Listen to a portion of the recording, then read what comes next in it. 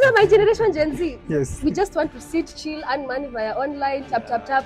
No offense. I love dairy farming because of milk, but the second reason is because of money. It has a lot of money. Oh, yeah, sure. Every year a cow should give back. Thank you so much. Yes. Kindly introduce yourself to our viewers. Hello viewers, good morning, good afternoon, good evening, the time you're seeing this video. My name is Mary Nyariara. Yes. I am from Githongori, Kiambu County. Yes. And welcome to our farm. Thank you so much. Thank Mary, you too. Yes. why dairy farming? I guess What inspired you to get to dairy farming? a lot of people ask me they ask me that question a lot. Yes. And if I'm honest, I love dairy farming because of milk, but the second reason is because of money. It has a lot of money. Oh, yeah, sure. Yes, it does. So, money or milk, what led you to dairy farming? Or how did you start dairy farming? So, mine is not as complicated as every dairy farmer that when you're anaweza sema. But for me, I saw my dad. My dad has been doing dairy farming for almost half a decade now. And I've been seeing him grow. Nilikuwa nachukia kazi. I used to like overestimate dairy farming. I'm saying this is so dirty. Oh, I cannot do manure. Oh, I cannot cow milking. Until I sat down and actually studied dairy farming and looked at the numbers. You didn't know that dairy farming has money? You know, somebody who is not doing dairy farming can prejudge dairy farming so much because what wapendi kuchoka and they don't love doing the dirty work. And but also funny enough, with this generation, exactly. Kwanza my generation Gen Z, yes, we just want to sit, chill, earn money via online, tap. No offense. You know, do all stuff, but you don't want to get your hands dirty. You don't want to work hard. But for me, one thing, I'm not a lazy person. So doing this thing, actually it's not that bad. I can leverage on the things that I don't want to do. At the same time, I can make so much money. Yes. Actually, you went to university and you did a degree. Man, yeah, I'm a graduate. Yes.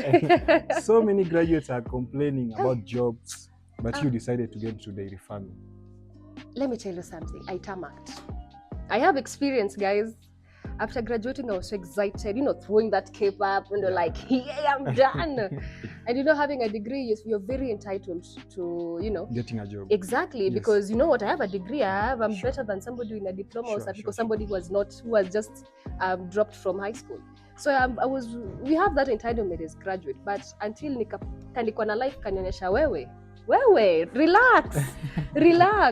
You are in the school of books. Now you have to come to the school of life. Yes. For how long did you tarmac?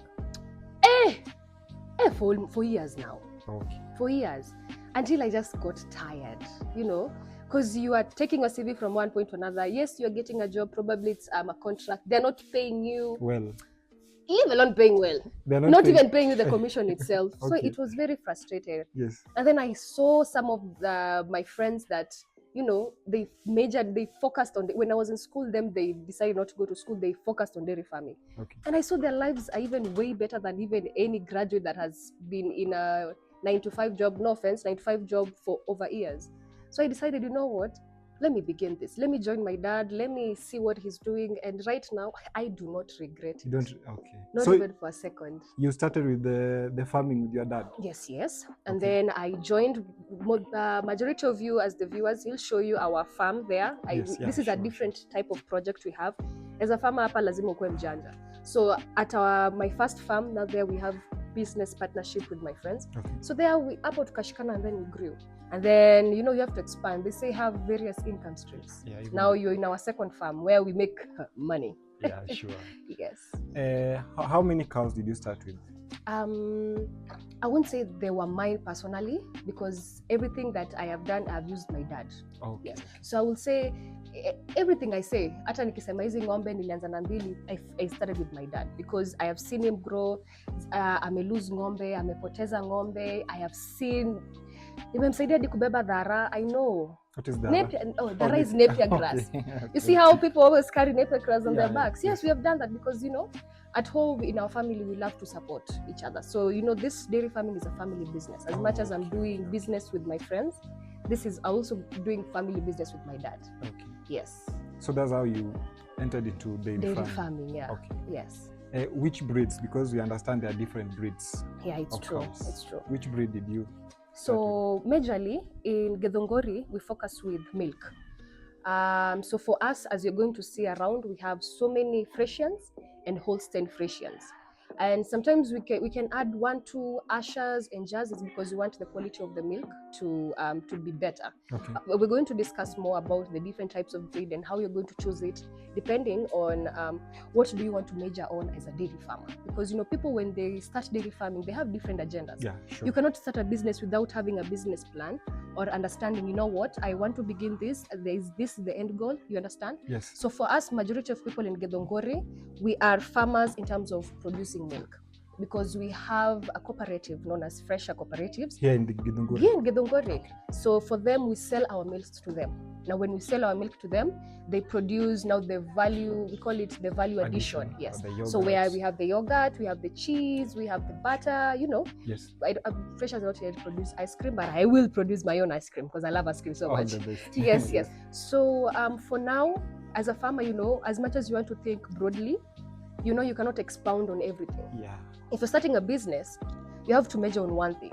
So One for step here, at a time. exactly. So here for now, we are majoring on becoming producers of milk and breeders of cows. So if anyone wants to do dairy farming, want to join dairy farming, come, I'll take you through from level 1 to level 3. Yes. Okay. Maybe if you can take our viewers the different breeds. Yes, the different types of breeds. The different type of breeds. Okay. Yes. So when we're measuring dairy farming, as I said, you need to understand what do you want to do as a dairy farmer. Do you want to become a producer of milk or do you want to do the value addition? So if you want to measure on milk alone, one, I can advise on Friesians. The Friesians are whereby mwili yote ni black, then huku chini ni white. To miguu ni white, here at the bottom is white, but the other areas is purely black. That is a pure Friesian. Okay. The whole body is Friesian. white and? No, the whole body is black, but huku chini kwa ng'ombe, ng'ombe on fours. Yes. Here on the bottom, yes, it's white. Oh, Alafu huku juu ni black. Now that's a Friesian. Okay. A Holstein, that's so another a Friesian one. Is for? It's good for milk. For so milk. the cows that I'm mentioning right now, they're good for producing a lot of milk. Okay. They have low butter fat content, but now these ones, they produce a lot of milk. If you want to measure on producing so much milk, okay. If you have, when you identify a market, yes. let's say you have contract, someone wants you to deliver 60 liters, 100 liters yes. per day, yes. So those are the animals. That is Friesian. Number 2 is a Holstein. A Holstein is purely white. Yes, it may have some spot of Friesian. That one it will depend with the generation. Probably the first generation was a Holstein, the second generation was a Holstein Friesian, the third generation was a Holstein. So you'll find as much as it's a Friesian, it has some spot of black. But sometimes pure white, that's a Holstein. Pure white. Umetaka mzungu. Unaona vile unapendanga light skin. So ndo tumzungu twa ng'ombe. So Holstein, yes, okay. It's produces a lot of milk, yes. But it's very delicate. Ako sasa kanachungangwa kama ka baby girl ile ya kabisa. And it eats a lot. Okay. Yes. Another one is a Holstein Friesian. But does it Friesian. produce a lot of milk compared to the... No, both of them. That's why there's a crossbreed of Friesian and Holstein, which one we call a Friesian Holstein. Okay. That's why now, ukichanganya wote wawili, as much as the Holstein is very delicate, a Holstein, I will not advise a customer that is in a very semi-arid area to take a Holstein because it would survive. Semi-arid, that is mahali kuna jua mingi sana. Like Turkana? Yes. Okay. Yeah, but a Friesian can survive, but a Holstein cannot. Holstein is very delicate. So a Friesian can work well in semi-arid areas, well as Ayrshire's. Let me not go out of topic. So Friesian, Holstein, Friesian, and Holstein itself, those ones are good at milk, producing a lot of milk. Now, if you want to measure on creating butter, creating cheese, those extra things, you need milk that has high butter fat content. Okay. Yes. So for that one, we have Ayrshire's and Jerseys, majorly. Those ones, I know there are others, but these ones don't mean me work nazo. So the Ayrshire's and Jerseys are very good, and they are very rare to find. Very rare to find. Here in Kenya, or? I will say mostly in Githunguri. Oh, okay. I'm actually on the lookout. I will do a lot of research. Why is that? Why is it so that the breed is very hard to find? I don't know why, but I think I'm not sure why, but we have very minimal, and probably. And if you have a Jersey, please call me now. Call me. We need these Jerseys. We want them to produce a lot and a lot.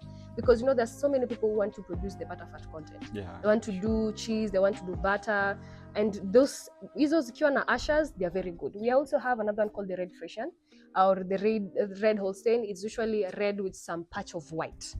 So that one is also good. Now you see an Ayrshire Yes. iko na maziwa mzito. A Holstein or a Friesian iko na maziwa mingi. So when you crossbreed an Ayrshire and let's say a Holstein, it produces that red Friesian or a red Holstein. There's a cacao, you always see it's red and then it has some white patches. Yes, that one is also good. We have another one called... Does it also produce a lot of milk? It does produce a lot of milk na maziwa yake ni mzito. Or the fat content? It's way better. It's between an Ayrshire and a Friesian. Okay. Iko hapo katikati. Okay. Yes. Another one is a Fleck V. A Fleck V, majority of it, the whole head of it is white.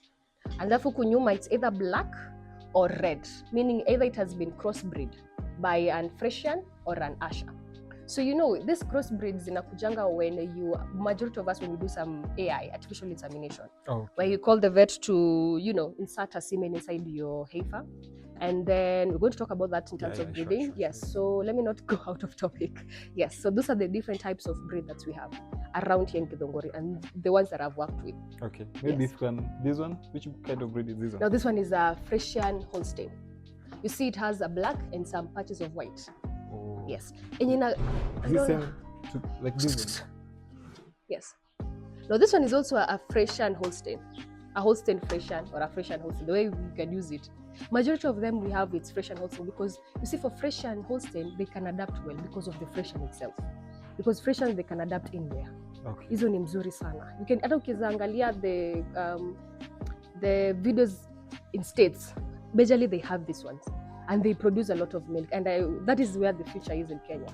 Okay. Yeah. Now Mary. Yes. Maybe one of our viewers want to venture into dairy farming or I want to venture into dairy farming. Yeah. Which one should I start with? Should I start with the one that is already is pregnant or the calf? Okay.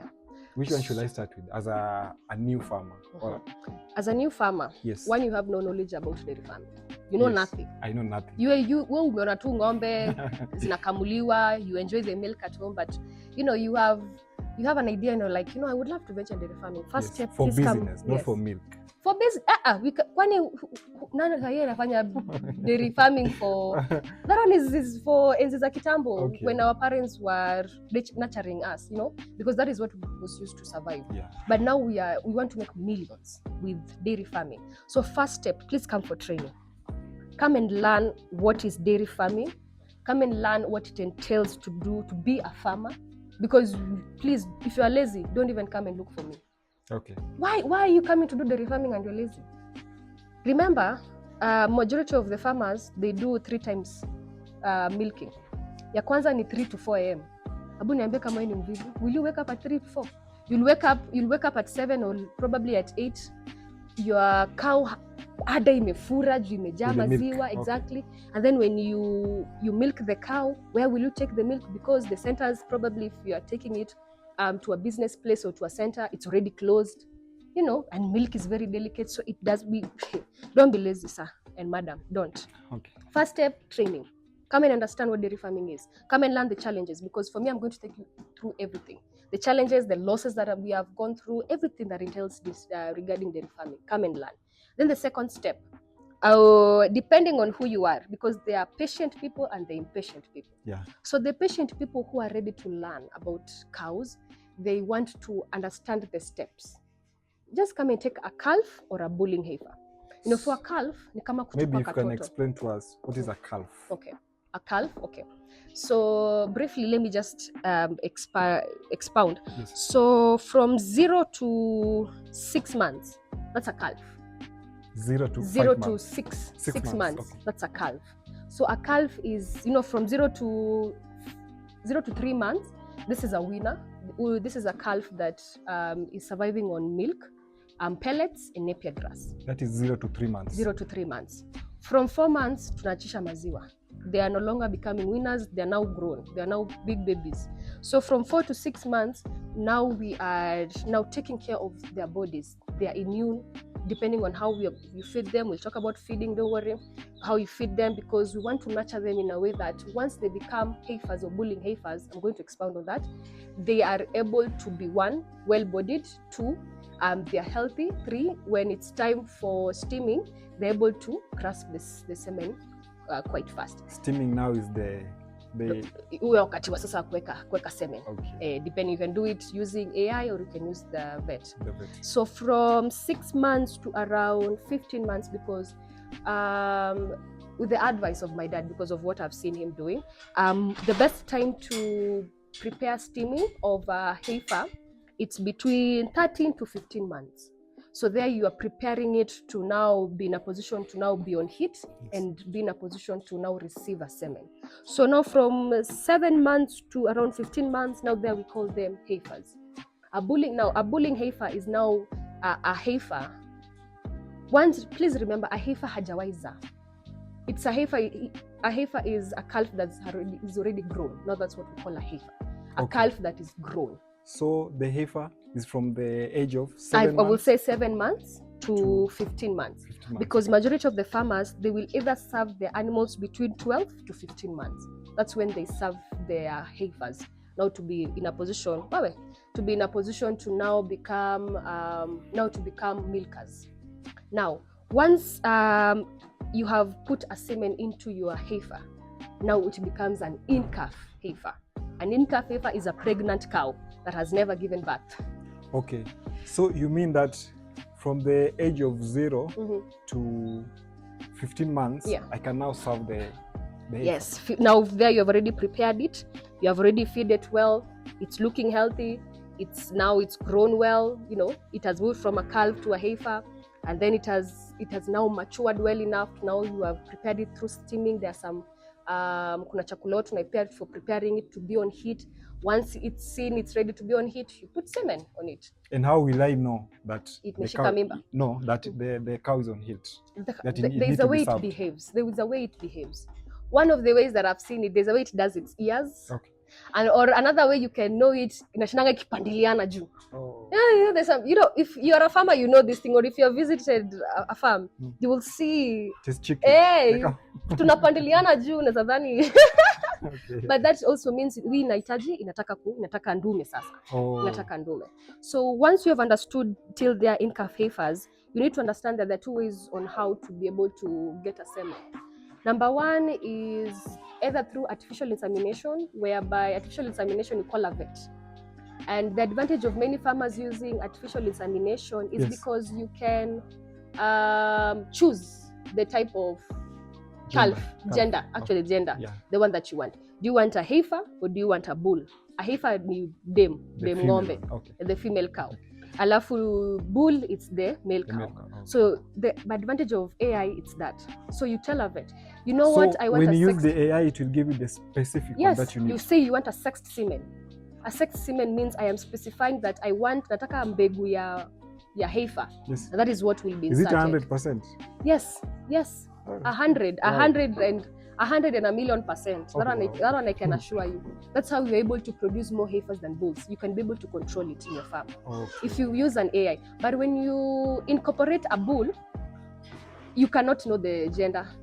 But then we use a bull when umeka AI na mimba ijashika. So once you put an AI inside, the vet is going to advise you to monitor the cow for the next 3 weeks. That is 21 days. To know when it has kama imeshika mimba. Okay. Yes. So if it has not conceived in the next 21 days, it's going to produce something.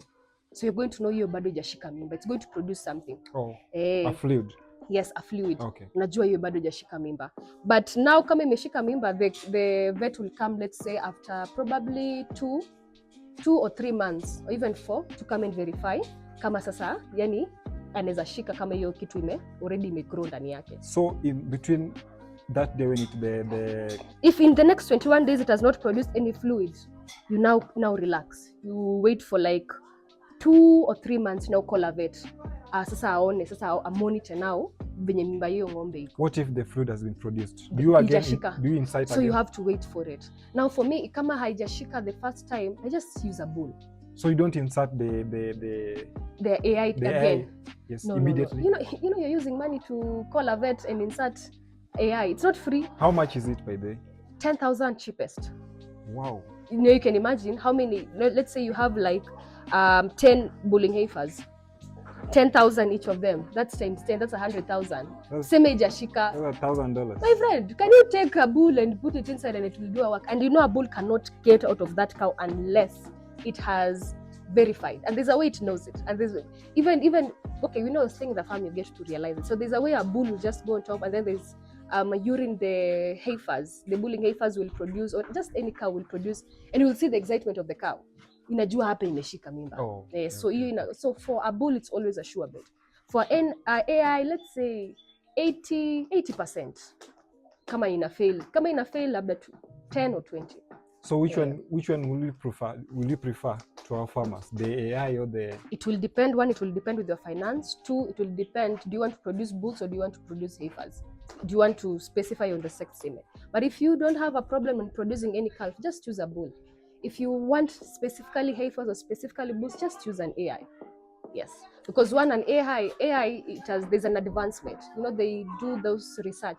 Like currently, we have our 5th generation of cows, of heifers. Like these ones, we're going to show them these big ones that they're here. So these ones are like the 5th because of advancement of the AI. So they have increased the productivity, the value even of the cow itself. Yeah. Now you are explaining. Now we should start.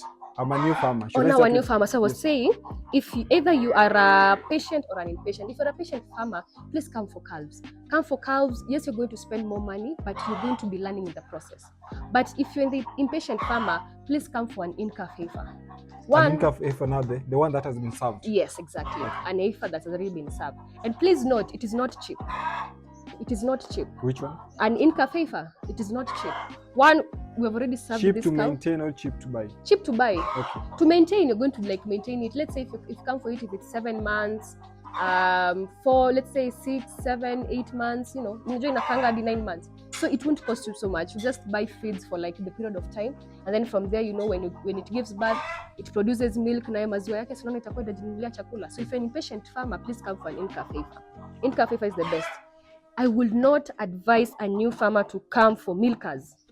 You will be frustrated. Milkers now the one that is now being the cow's already given birth and now it's producing milk. Okay. Please don't.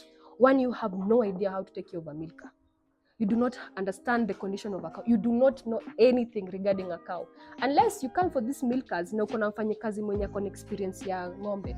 But now, why are you letting someone else run your business? You need to run your own business. You need to learn and understand this is your money.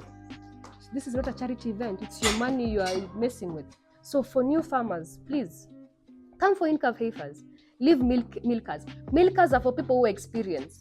Let's say this farmer has like 10 milkers and he wants to add more milkers because he has a bigger project. Yeah. Somebody like that, I can give him a cow. But if you're a new farmer, why are you coming for milkers? Experience uko nayo ile ulikuwa nayo ukiwa mtoto geshagi. It's not the same experience that we need right now. This one is an advancement because you also need to understand feeding. You need to learn how to prepare feeds. You need to learn how to understand how they react, how they behave. Ng'ombe pia inafai kuzoea kujue so that it can be able to even to be comfortable. For cow to be comfortable at you're milking it, imeingia hapo ndani kwa cow shed unaimilk bila kufunga mguu. It takes emotion connection. Oh, wow. It needs these ones are emotional. As much as they are cows, they are animals. They also have feelings. So if you frustrate this cow to not produce for you milk, but if you take care of it well, put some music. You're going to show them at our farm we have music. Yeah. Put some music, some soothing music. It will and what's the purpose of the music by doing you see how you can be stressed, and then you put some soul music or some R&B. Yes. So you always feel like you're calm and everything. Same thing of a cow. Sometimes you can put some mugithi. Sisi ni watu wa Muremo. Mugithi is the Kikuyu. Yeah, the Kikuyu music, sorry. So we can put some country music. Mostly you love the country music. When you put a country music, it's soothing, even the cow's not focusing on you milking it. It's just there. It's just there, relaxing, enjoying its moment of being milked. Me, I thought that cows also experience mood swings. Yes. They also have stress. Yes, they do. Yes, they do. Actually, that is only one of the reason why we put music. Yes, they do get stressed, and you can even realize it because it even begins to become violent. That's the reason why, one of the reasons why is we also cut the horns. We cut the horns. Yeah, as you can see, cows in Kenya, they don't have horns. Cows in other countries, they have big horns. Now you see the horns, they make them very vigorous. They make them so, you know, these ones are baby girls, bwana. Just give them food, let them sleep there, let them walk. 1, 2, they enter inside, they relax, they come and eat, they poop, they pee, they enter, you see? Just give them a good environment to take care, and for them to even be able to even produce and make you more money. To give you the returns. Yes, because life is in the farm. Yeah, sure. Yeah. Let's talk about now I've taken the infant, the one that has been served. In calf heifers. In calf heifers. Yes, yes. How long will it take for it to give birth? 9 months. 9 months. Just like it's a mammal. You see, even as we are called mammals, these ones are mammals. Take 9 months to give birth. And does it give birth yearly? Yes, yes, yes. A good cow should give you a cow every year. Every year a cow should give birth. So a cow should give you a calf every year. You see, the more it gives birth, the more the hormones of producing milk expounds. That's why it's very important. That's why you can see an experienced farmer will come for a cow that has either given birth the first or the second time. An experienced farmer who wants to bring more milk into the farm would want either a cow that has given birth for the first time or even the third time, because they understand the more the cow gives birth, the more the vessels hizo za kuproduce maziwa zina expound na zinakuwa even better. So let's say the first time it gives birth. Yeah. The production of milk, for example, will be 15 liters. Okay. Currently we're not working with 15, but hypothetically speaking, yes. 15 liters. Yes. The next time it will increase. It will increase, yes. Okay. Yes. That's the reason why we give tunaacha zikupe ndama. Yes, so that we can increase the productivity of the cow. Even milking, it's important to milk it like 3 times. Some people do 2, but me, I will even think 3 or 4. Why? Because the more you milk, the more you even show the cow that it has the capability of producing more milk. Oh. Yeah, that's why you have to milk it more times, not just twice or once. Unaifanya ikuwe lazy. So now it is using the capability. Exactly. Okay. Everything is psychology. Oh. The same way I can get you to come to buy a cow, it's psychology. Yeah. The same way I can make a cow produce milk, depending on the gene. Because you can have a very good gene, but how we onyeshe the capability of it in producing milk. So you have to show it, you have to teach it. Yes. So after now giving birth. So it has given birth. Yes. How long does it take? You give it 3 months. It again? 3 months. I've seen many of our farmers are doing after 3 months. You make it relax after 3 months. You know, the first 7 days, 0 to 7 days after it has given birth, the milk has a lot of cholesterol. So the cholesterol, you feed it to the calf. Oh, the cholesterol is there? Yes. The yellow the kayelo thing, unaiona? Yeah. So it's very good for the calf. Ndio sasa grow. Ni kama mtoto mdogo. Oh, okay. Unaona kama mtoto mdogo ukimpea, if you don't give a baby now, a normal baby, a breast milk, you give it none. This child will not become as healthy as the child was been given breast milk. Oh, yeah. The same thing that applies to a cow. A cow, you should give it the 0 to 7 days, give it that milk.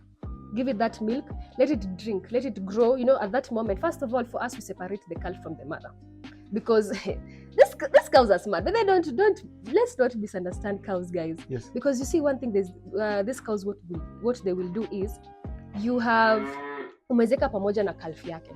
So when you are coming to milk, do you know it will hold some milk from coming out? Yes, so that it can save for the calf. Okay. So what we do is we separate them. Ikange kijua wewe na mtoto wako mumesha separatiwa. From day 1. Yes. Okay, for the first 3 days watch as he bond, because you know it's a mother. So this tashinda ikilamba pina unaona ikitrain na inuka hivi ndio isimame. And then after we have given them a grace period, now we separate them completely. So for the first 3 months, you don't milk it totally? We don't milk what? The cow now. Oh no, after 7 days. Oh, after 7 days? Kutoka hapo tuna milk. That's why we separate them from the calves. Is the milk not much for you know, from that time now it has reduced. The cholesterol, it has reduced. Now it is now inarika kukua now a normal milk.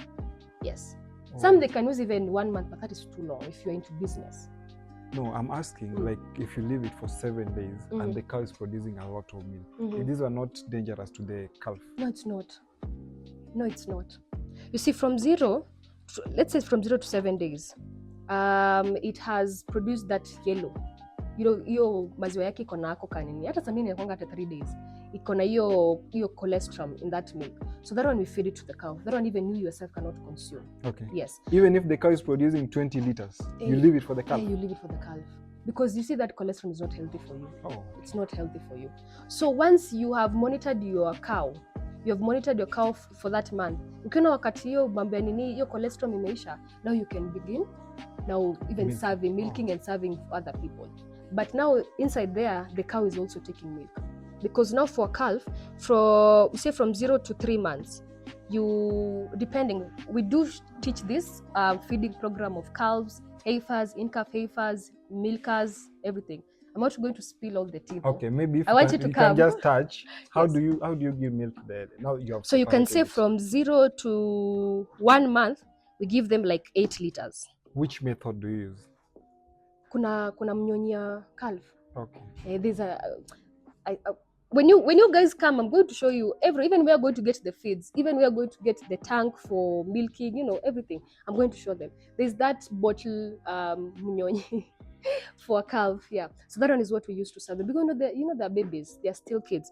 And then from 1 to 2 months, you now reduce. From 8, you give them 6 liters because now you have introduced pellets. 6 liters, that is the whole day? Or 6 liters in the morning? 3 in the morning, 3 in the evening. So you only give it milk twice a day? Yes. Okay. Yes, because now it has gotten to a point whereby we have to train them on eating napier. So hapo ndo tunaintroduce kama hiyo, like there's a friend of mine who told me that you can mix the milk with the pellets. It makes them become big, vizuri. What are pellets? Pellets are food for the calves. Oh. Kama calves. Are they commercial feeds or they're like these ones?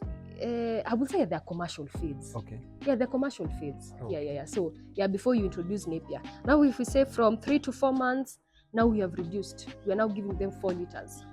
4 liters, and then now you have introduced napier. Now 4 liters ni kama tu naipea tu separately, but now you have umeka napier, umechanganya na pellets na chumvi, and then now there's water.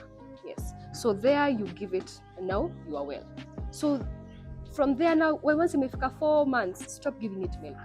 Now feed it food. Now feed it proteins, feed it calcium.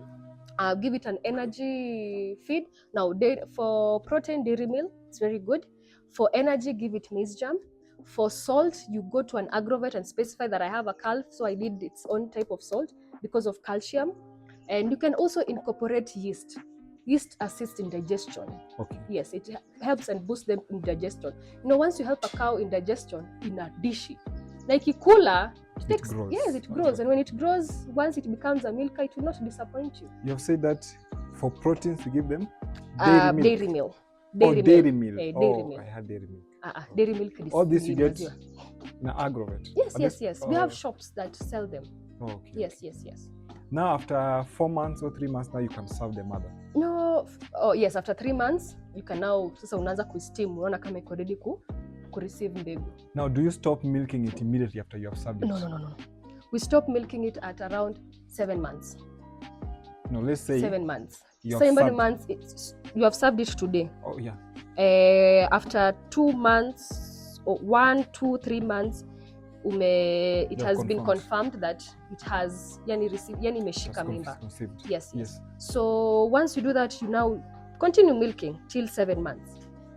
Some do 8, some do 7. For us, we do 7 months. So from 7 months, we'll call a vet, itafunga.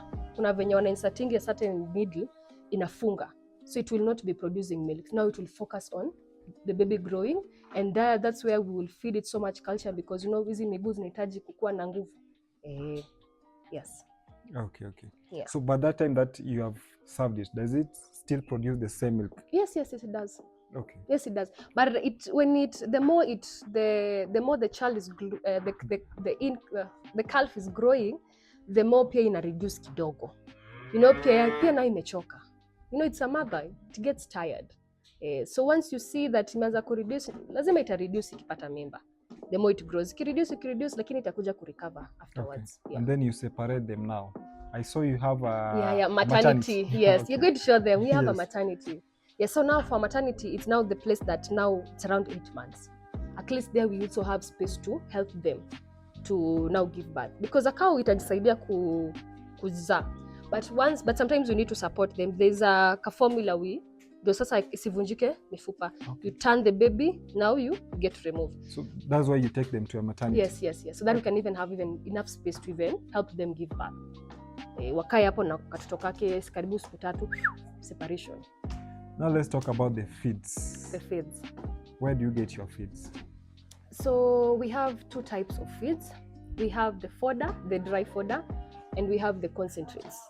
Other things are just supplements. Unaona kama hii iko ready kukua served.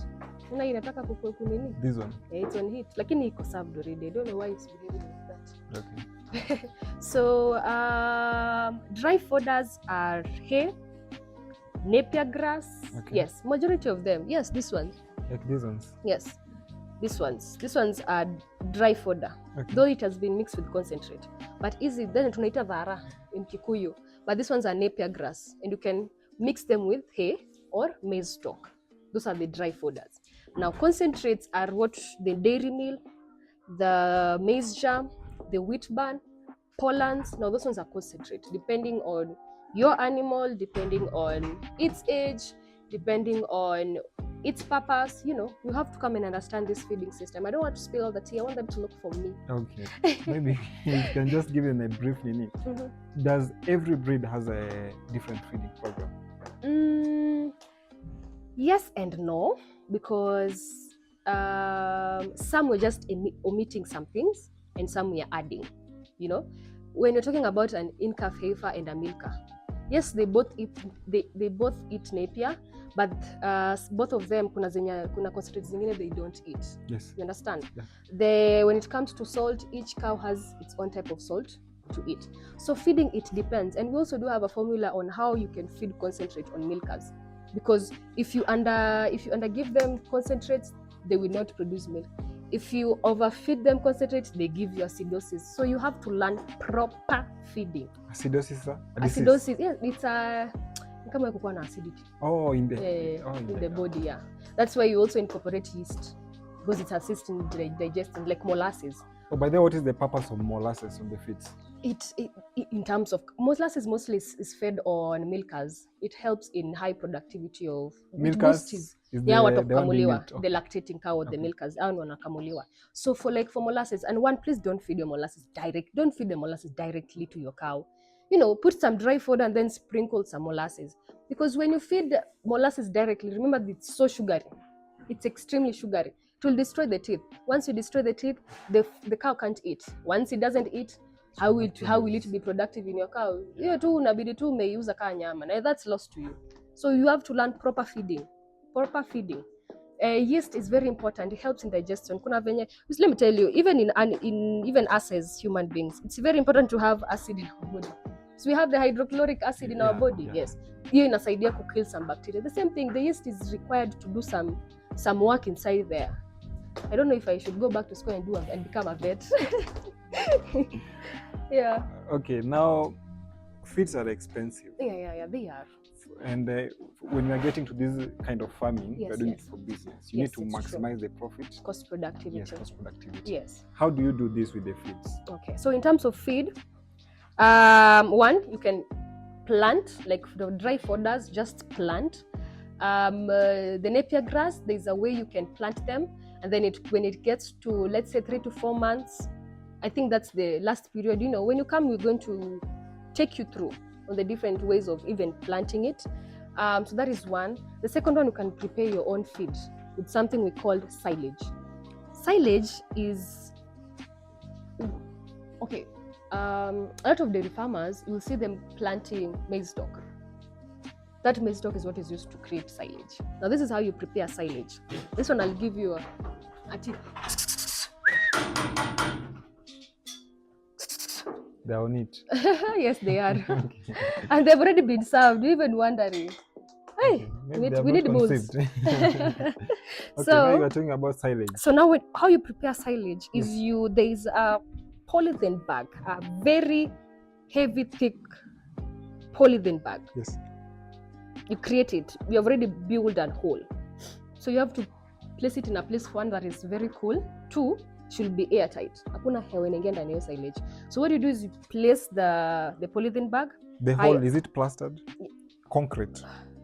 Just a hole. Just a hole. Yes, because already unaweka hiyo bag ya black.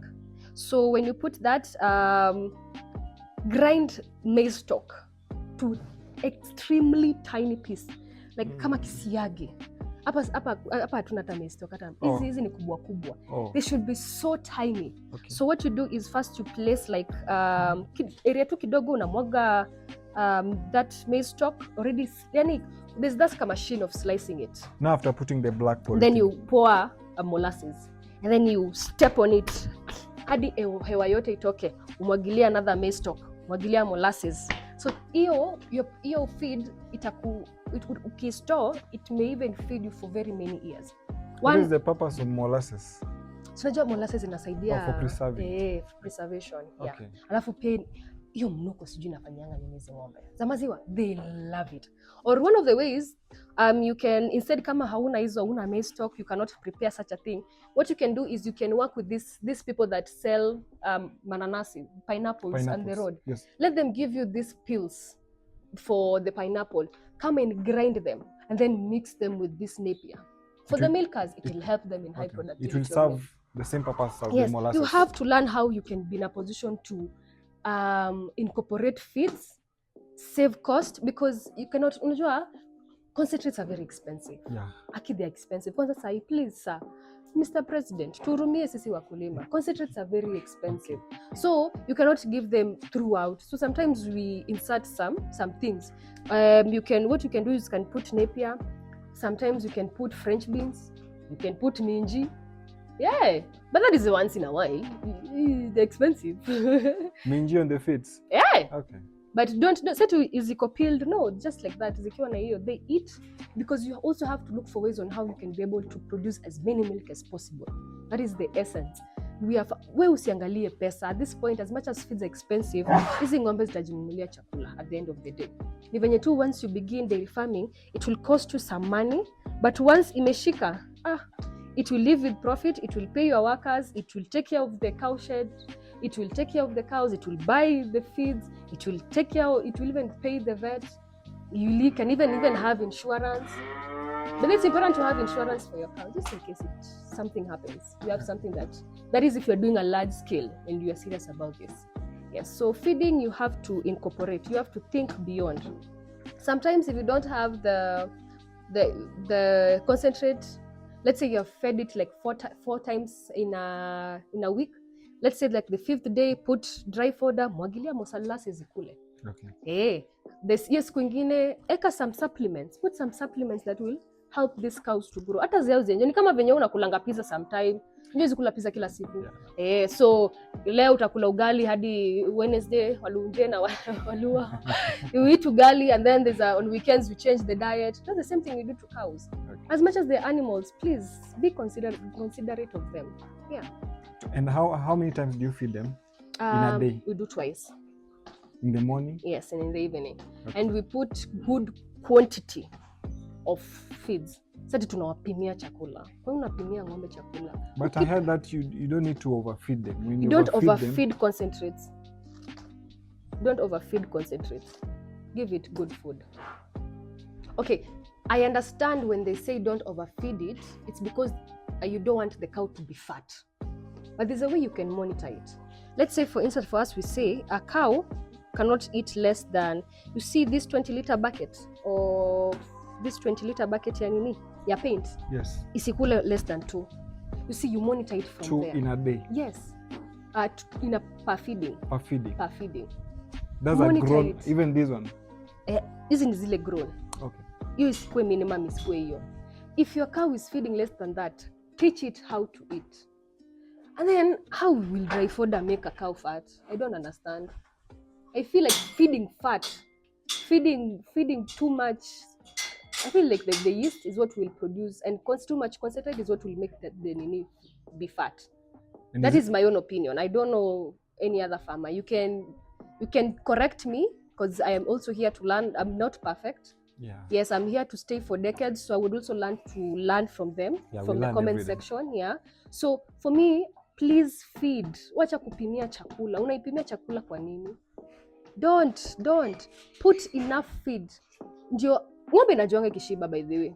Juu itashiba, iende ka relax pale. Sasa ikae kichukad, because now it needs to relax more. That's why for us we don't release our cows to go and walk somewhere, because a lot of energy is being released in walking, and we need that energy in producing milk. That's why we just leave food here.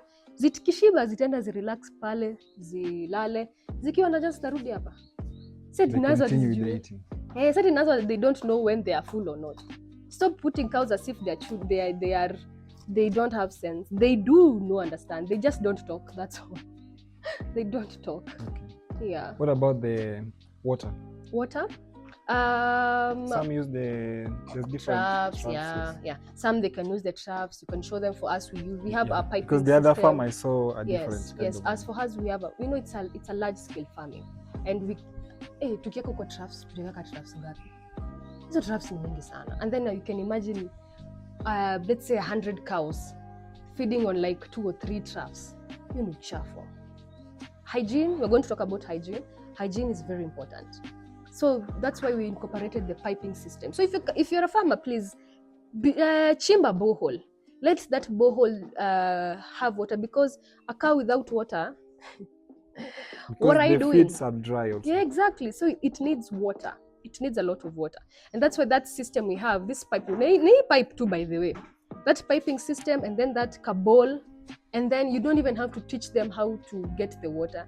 Inapelekanga your nostril kwa hiyo kitu. As long as it identifies water, it reaches there. And then the nostril, it hits the nozzle, and then it's in a position to produce water. Even the calves, do you teach them how to take the water? For the calves tunawekea tu hapo maji. Oh, they learn by themselves. Tunawekea like in a trap, tunawekea hiyo, but once it becomes a heifer, now we take them to a place where sasa iko na hizo system ya maji. Yeah. Some farmers do use mattresses on their farm. Yeah, I know. Many do use mattresses, but for us we don't use mattresses. Why? Okay, mattresses I would advise for a calf, because it's still a small baby. It's not in a position to produce a lot of heat from its own body. So there you can use a mattress, and then you pour some sawdust, ilalia hapo. But watu wazima unawekea hizi sawdust. One, because we want to there is too much infection when it comes to mattresses. Now if you put a mattress, let's talk. If you put a mattress, yes. A cow, it will help herself or himself where it is. So it has urine in the mattress, it has pooped in the mattress, and then it goes and places its udder in that, there is infection. That is the same time you find the udder has ikona vidonda, mara unasikia ikona mastitis. The udder is the teats. Yes, the udder is the teats. Yes, okay. Yes, the udder is the teats. So it has it's not bad, the mattress, but for these grown ones, just put sawdust, because sawdust, once it urines, inanyonywa na hiyo sawdust. And then if it's going to poop, I feel like even the cow itself realizes it, because it's very hard to find a cow pooping inside the sawdust. No, mattress is comfortable, tunakaa ni ground. But for this one, it realizes that this one is giving me here, I don't want to ratify it. So it will just do the outside. That's just next to its sleeping area, just next. So it will poop there, and then it's easier even to clean. Then if I know you are looking at cost, but mattress inaishanga haraka. For sawdust, you're going to replace it per 2 weeks. But if you want to remove the whole thing, you can even take 3 months. The sawdust? Yes. Okay. And it's not expensive. Like 2 gunias, full 2 gunias is 500 bob here in Githunguri. Okay. So it is, if you are a serious farmer, that is not expensive. That is extremely cost effective. So instead of you putting a mattress, it getting infection, ulipe vet consultation, ulipie sindano. Sasa ungetumia tu sawdust mara moja. Sikatai mattress. If you are comfortable, if you're okay with the mattresses, well and good. But for us, and then the sawdust gives heat. Ikilalia si kama mattress. Ikilalia mattress, sasa tuko na blanket, that's it, tunasikia joto. Sasa ng'ombe walalia mattress, kuna baridi, hakuna kitu inageneratea heat.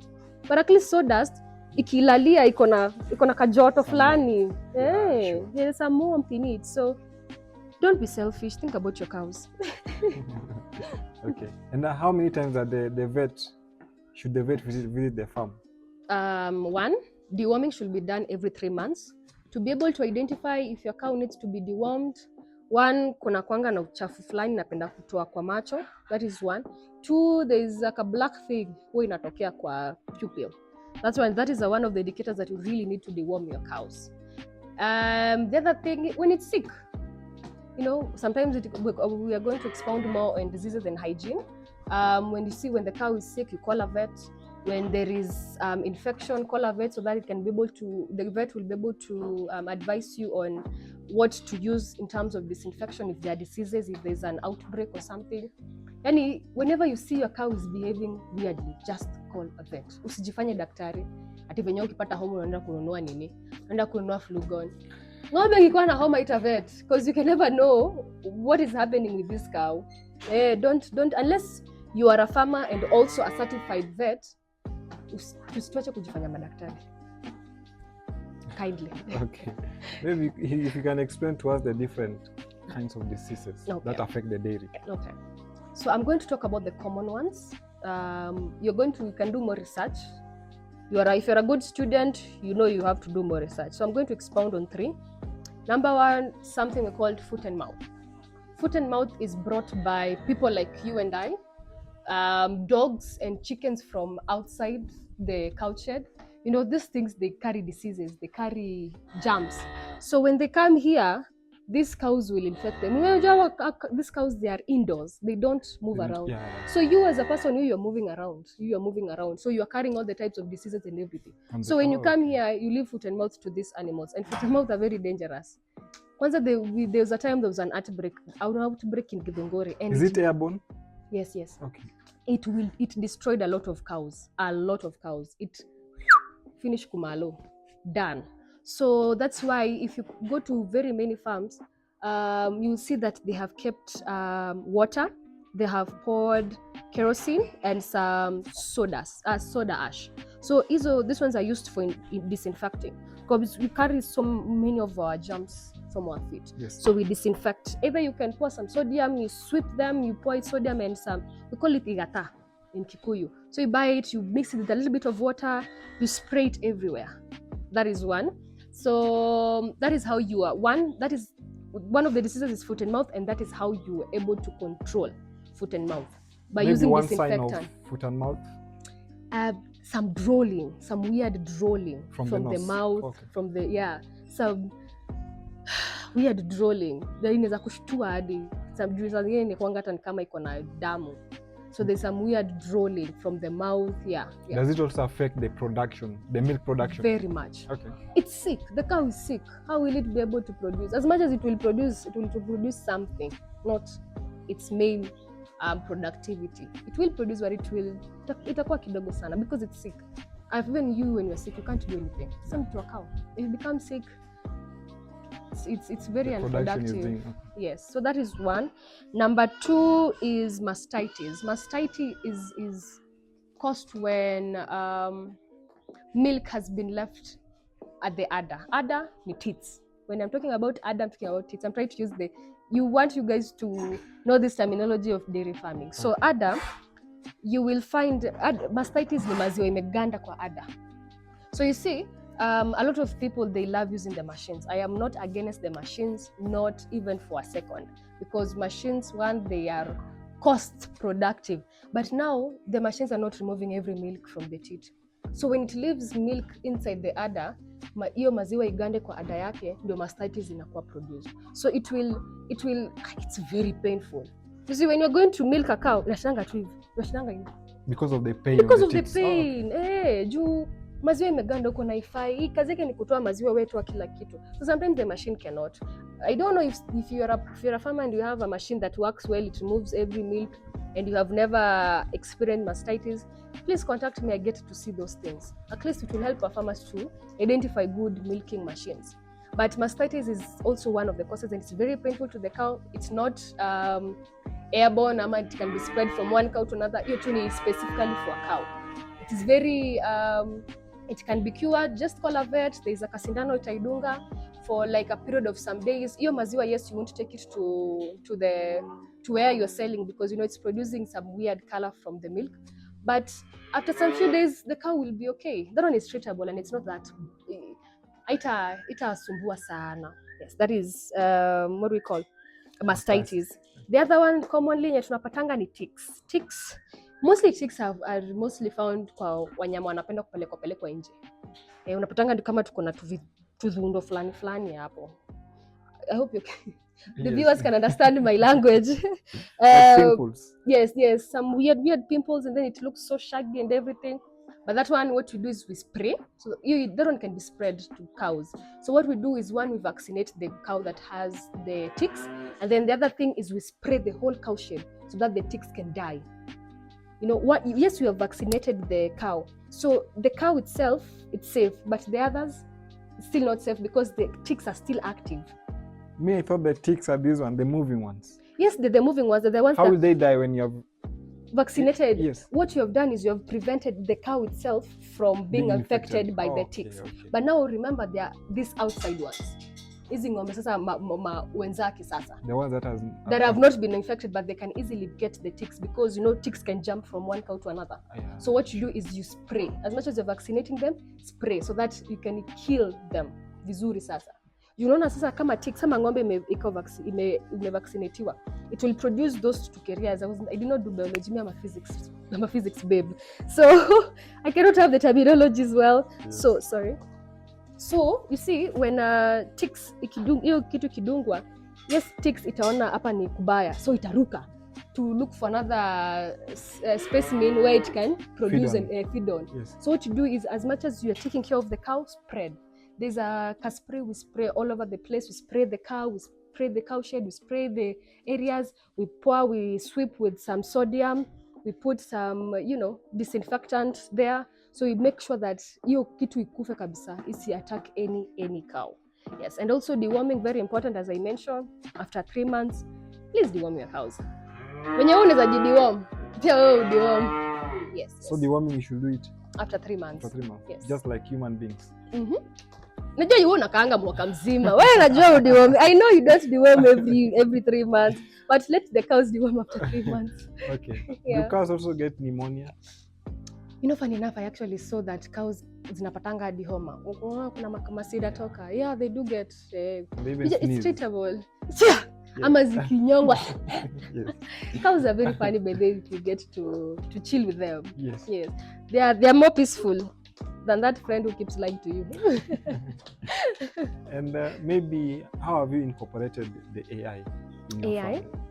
AI, the artificial insemination, artificial intelligence. Artificial intelligence now. So far we have not yet incorporated any AI. We're still working on it. I'm a tech babe, by the way. I've studied for IT, so that is one of the projects that I will be running. You know, it needs some money, so I don't want to spill all the tea, but I've seen the Americans. They have incorporated so much of AI that not even Americans, even the Chinese, they have some AI where they can even monitor the cow. Like, instead of me coming here all the time at checking if this cow, the AI is able to dictate. You know, you see the AI, they're very intelligent. They're super intelligent. Yeah. So they're able to identify that this cow, and it will give me the data that, you see, this cow is sick, it has this type of diseases, the vet needs to inject this, and this. It even tells you the disease? Yes. Okay. That's how intelligent it is. But now you see, you have to create that system. So God willing, probably we'll have an NGO to support that idea. We don't mind. We have a lot of very graduates who do not have jobs. So this is way of incorporating employment, you know. Yeah, sure. If you can get a contract on creating such system, and then we sell to other farms, you know, instead of you waiting until the cow becomes too sick for you to identify, let an AI be there to monitor for you earlier. You know, it just tells you, you see, Nani, because for us we name our cows, it takes you, Vicky has this disease, requires these types of attention with immediate effect or whatever. Or if it doesn't need a vet, tells you how you can prevent it. Yes. So having detectors, that is actually the word. Detectors for animals. The other thing we also want to incorporate, you see, the feeds. There is one person I love. He's called John Deere, D-E-E-R-E. So for him, he has this. He's from where? Which country? I don't know if it's the States. You think it's the States? Okay. So this man has some machines. Hey, Jesus. Hey, Jesus. Can NGOs please come and help me? You see, you have like a 20 acre, or let's say even a hectare of land that has so much maize stalk. Many of them, they love to maize stalk or napier. So instead of looking for people to slice, yes, and then you carry them, and then you take them to the shaft cutter, that is a lot of work. Yeah. So there is a machine whereby there are two machines. I don't know if they're called drones. I don't know. I think they're called drones. So there's one that is used to cut the maize stalk or the napier, and then inside it, as it cuts, there's a way it slices it, and then it's in a producer in a nostril, and then it goes to another cow that receives, and then it has been sliced. So by the time you're taking the feed to the farm, it's already ready. It's ready. It's prepared. So if you want to create silage, it's immediate effect. If you want to feed them directly, you see, there's so much technology in states. If somebody can just sponsor me to just go there and learn, I will run. I have my passport. I would go because they have even you see, for them, they use machines. And I don't know if these machines are here in Kenya. They have really proper machines that drains the milk very well. If you can see the dairy farming in America, most Netherlands, where else, they have done some proper. And then you see for them, hawana easy. These ones are not high. Yes. The feeding area is just here, uku chini. And then there's like a machine where it goes in our pair foods. For a cow, when it's feeding, it keeps inashindanga ikirusha chakula. Yes. So there's machine that can return the feeds. You see, there are machines that can clean, because you see, if you're going for a large scale, you need something that outashinda ukisqueeze. Actually, let me tell you, squeezing manure it's arm work. It's arm work. Yes. So if you can have a machine that can help you in squeezing if you're doing large scale. So that is one of the things that we want to incorporate into our farm in Kenya. So if you can get there. What about in Africa? Have you seen it anywhere? In Africa, I've not seen it. Probably there is, ndo sijapatana nazo, but I have not seen any of them. But if I will be the first to bring, then that will be God's favor, man. It will be God's favor, because such machines is like to die for. That's why dairy farming, it's a long-term business. It's not like you opening a shop somewhere and then when it fails, you run away from it. It's a long-term business, whereby I know for the first few months, I have to invest my money. I know there will be losses. And then after losses, I have to expound. I have to grow. There's a lot. You can tell those who think that dairy farming is a get-rich-quick scheme. Please. Yes, ile mnaambi wangu wa internet, come and invest at $1,000 and then you'll find a profit of 50. Exactly. I must bet or tap. This is not that. This is a long term. Like whatever I am building something that will be used by my generation. You're building a generation wealth. Yeah, I'm actually building a generation wealth. Just the way the Kenyattas did with Brookside. That's why Brookside is still existing till now. Yes, so watch out, Brookside. I'm joking. I'm joking. I'm joking. Okay, what is the purpose of naming? Because I've seen they have tags. For identification purposes. Oh. Just for identification. You say when a vet comes, and probably, if I'm running a business, I don't need to be here all the time. If the vet comes and I'm like, Abondo angalia Vicky ni mgonjwa, nimeona kona shida, wewe nini unaniringia? Vicky ni mgonjwa, he just goes straight and looks for Vicky. You understand? And then also for data, because, as a farmer, if you're a serious farmer, you have to have data, how will I call it?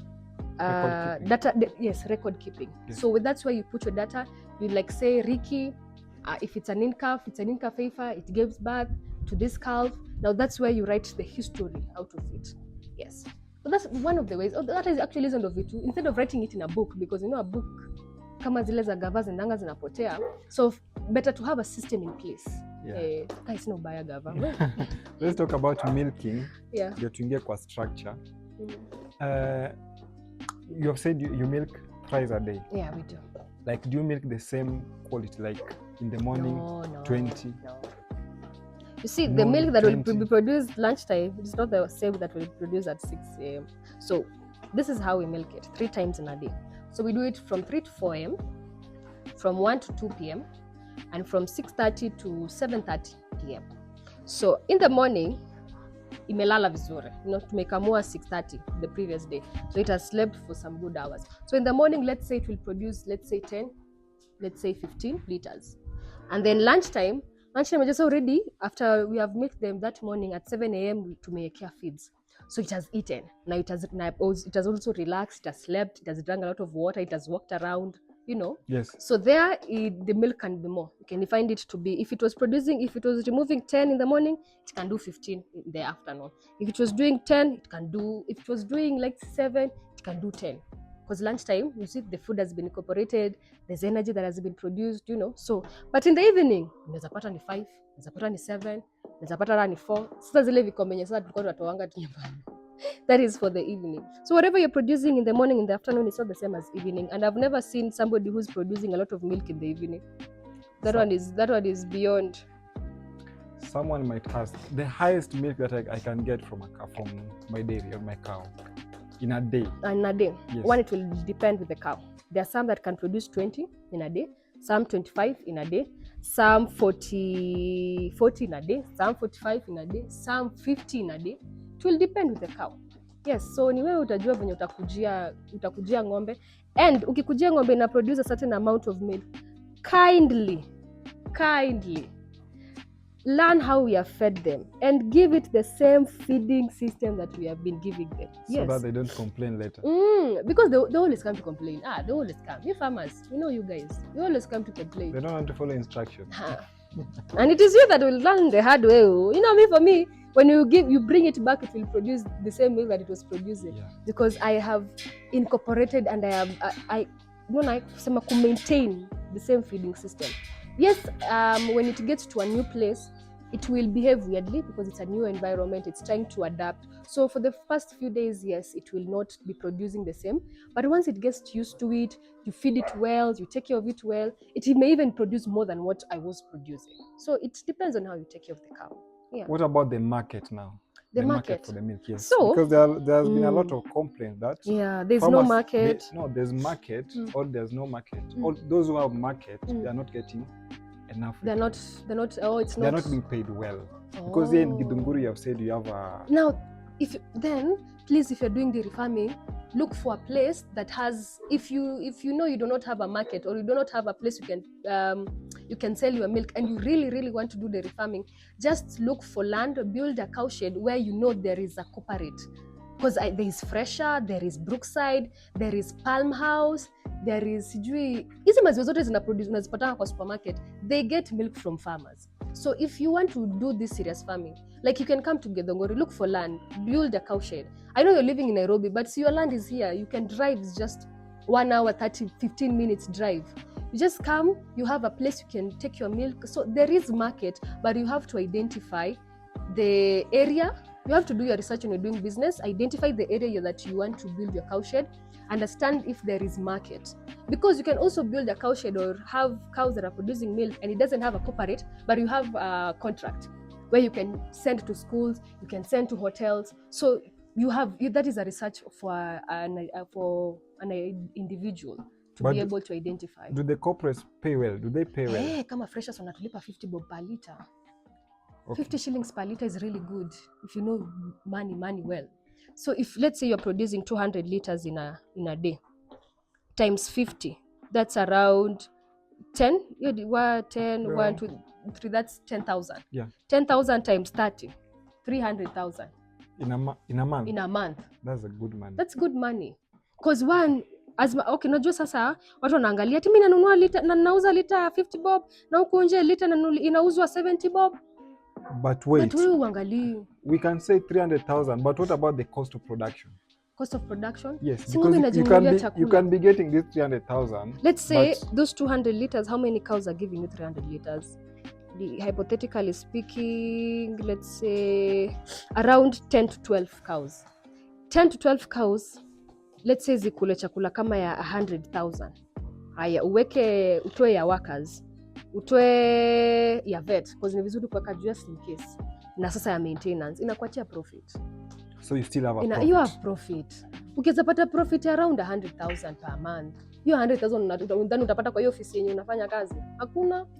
Yeah. And then the more you have cows, the more you produce it. Now you see there, I've calculated 10 to 12 and they're not producing hata zijafika 30 liters. So you can imagine if now you have so many cows in place that are even producing more milk. And let's say pia wewe incorporate uingie uproducing hadi nyama.